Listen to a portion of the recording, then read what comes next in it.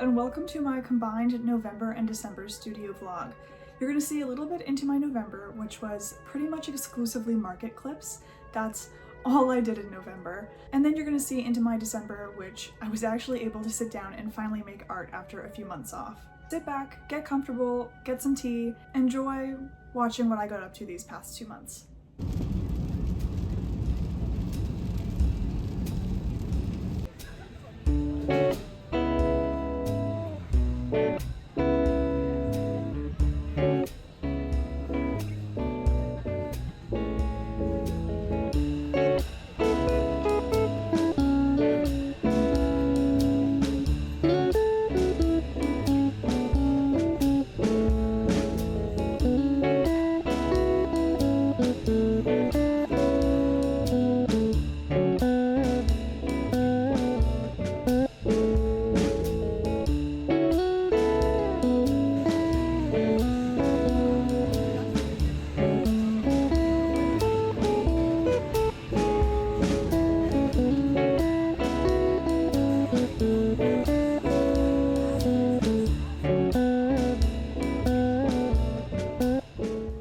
So this month has been absolutely crazy so far. I started off my month at the Vintage Barn Market from November 1st to 3rd, which you have seen clips of.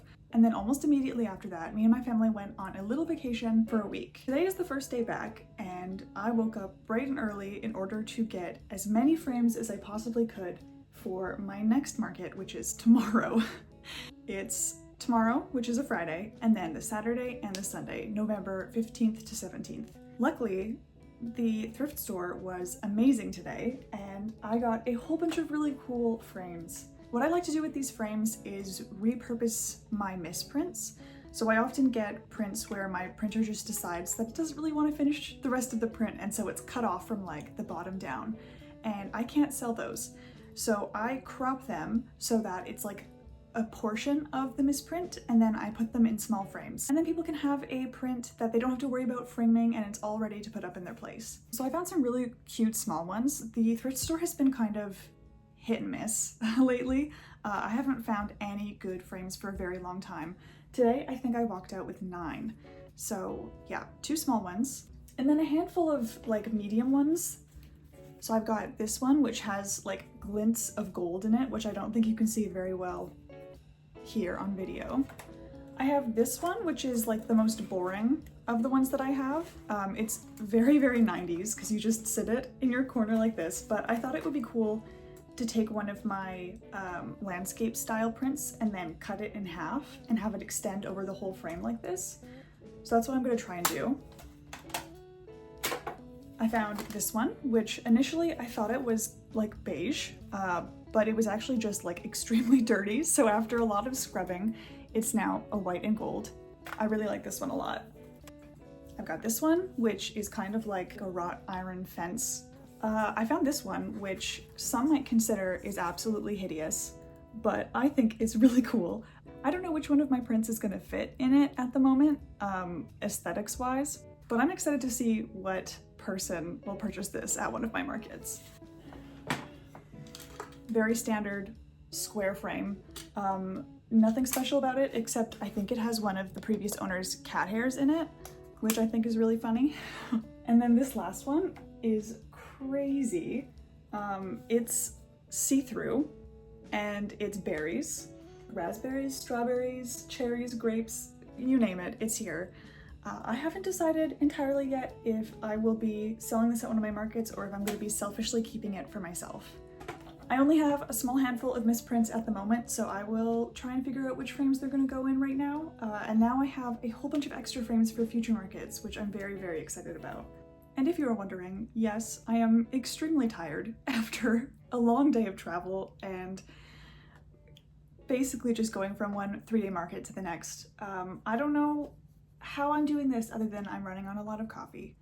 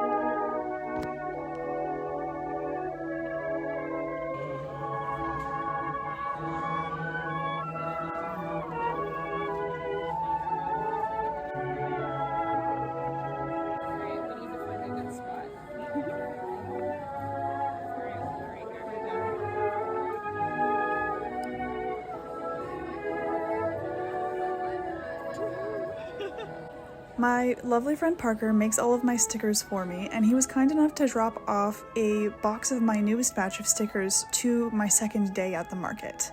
And this day at the market was a little bit slow, and so I spent a good portion of this day hand cutting out each of my stickers. He's kind enough to cut them out into squares for me, but my personal preference is cutting them out to the shape of the sticker themselves, so I cut out each of my stickers that I sell.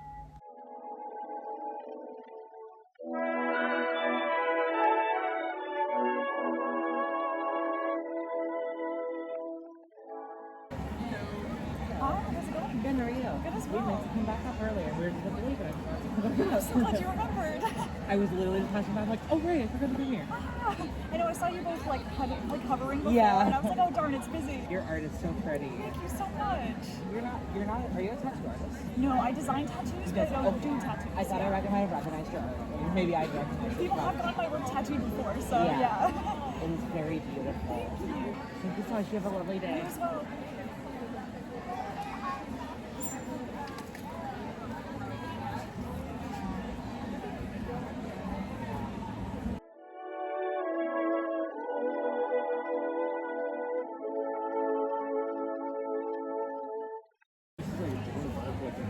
It is Joan. That is right on. Yeah. Okay, this one right to my daughter. Oh. Oh, 100%. That's entirely it. I mean, big compliment to her if she reminds you of Joan of Arc. Yeah. A little better. Yeah.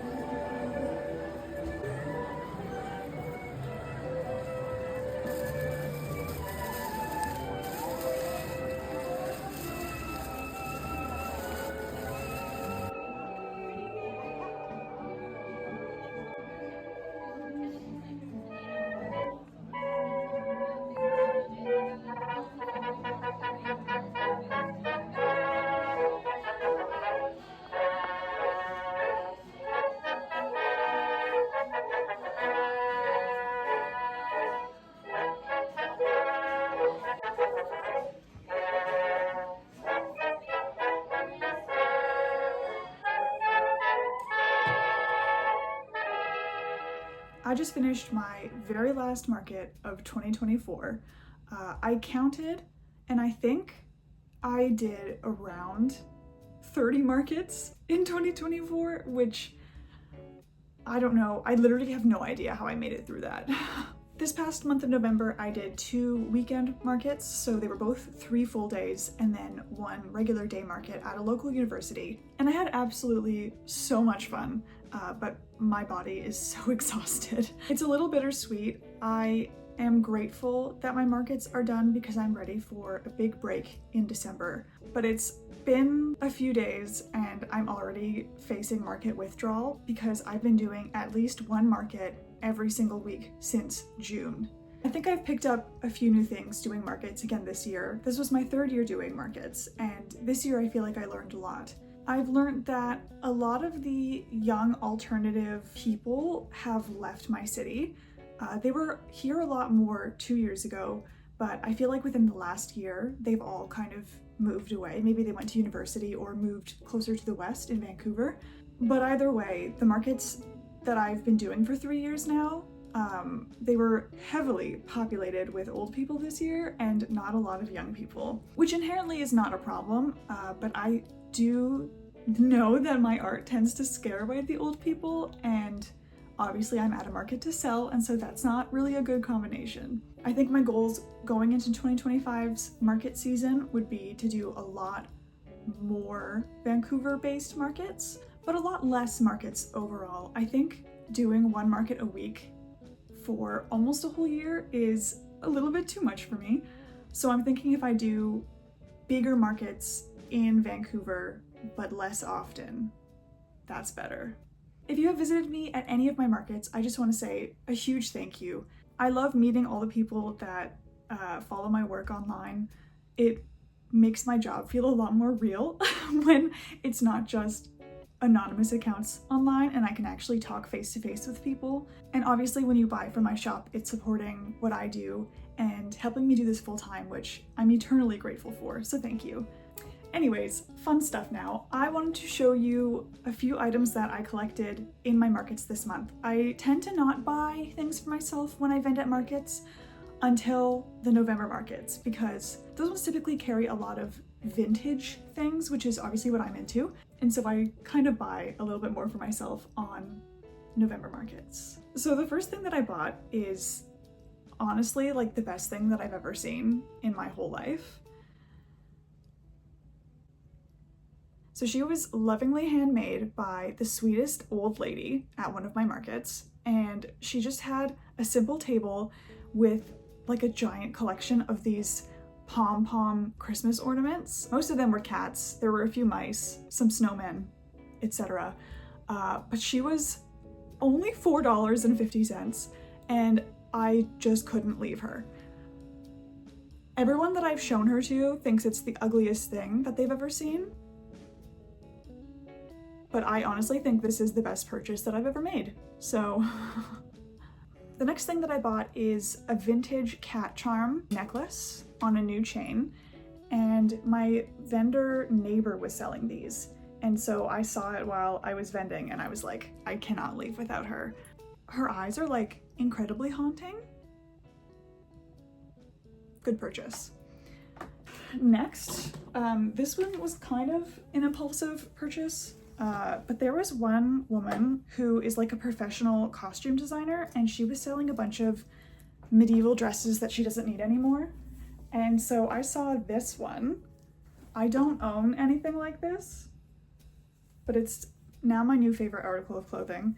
And I classified it as a business purchase because I model for all of my artworks myself, and now it's gonna be a lot easier to model for my art when I actually have a more era-appropriate dress.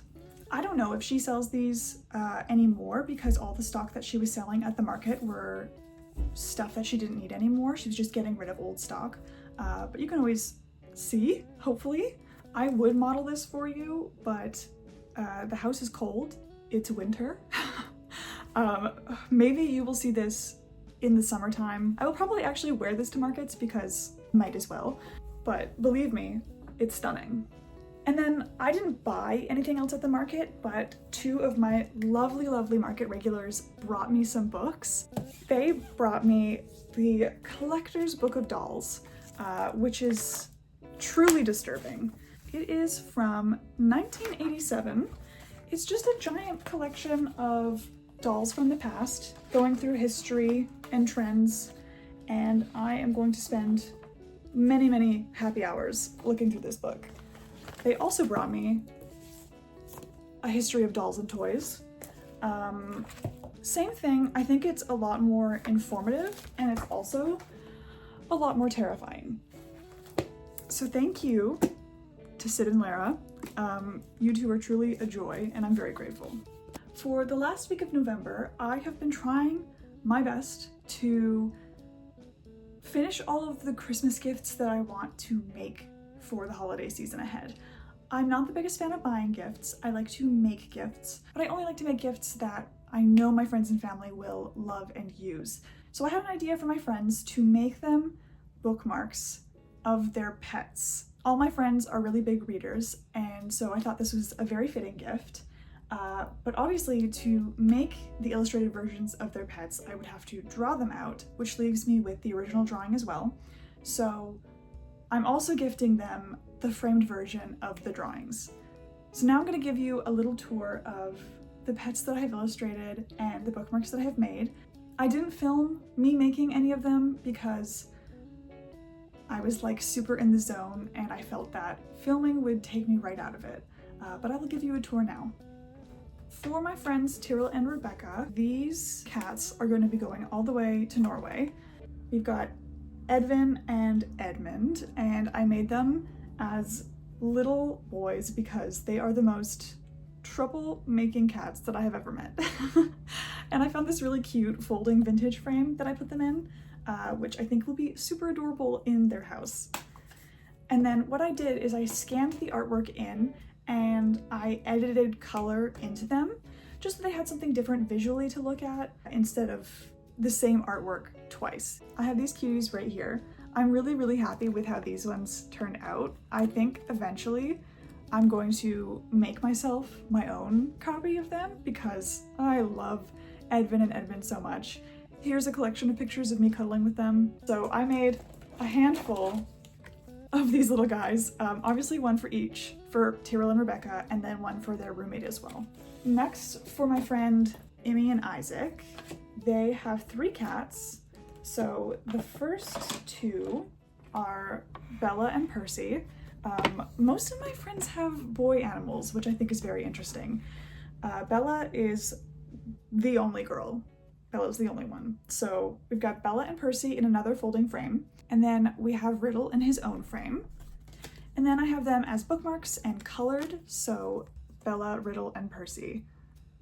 And then obviously more so that Isaac can have his own as well. I actually don't know if Isaac reads, but he can carry them with him wherever he goes instead.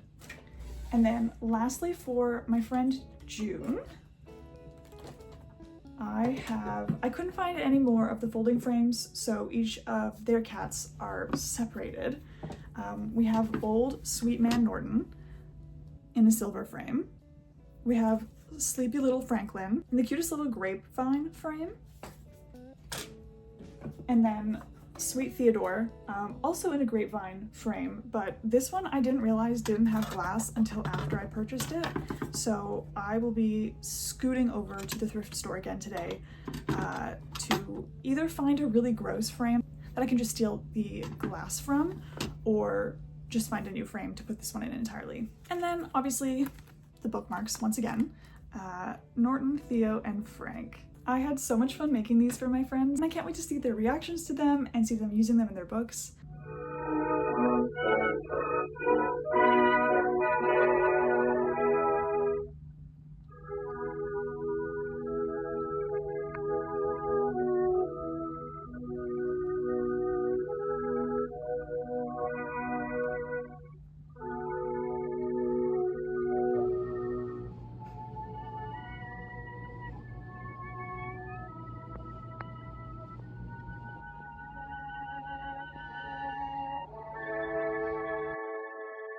In the beginning of December, I had the privilege of working on a number of different commissions for various collectors, but the one that I will be showing you today is for a Chicago-based band called Scarlet D'Amour.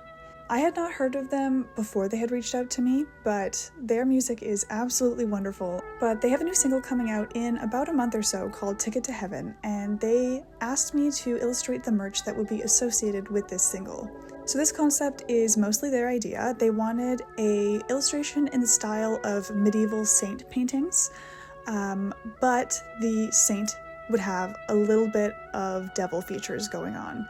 So this is what we came up with together. I cannot wait to see it on merch, and I will show you when that happens, I promise.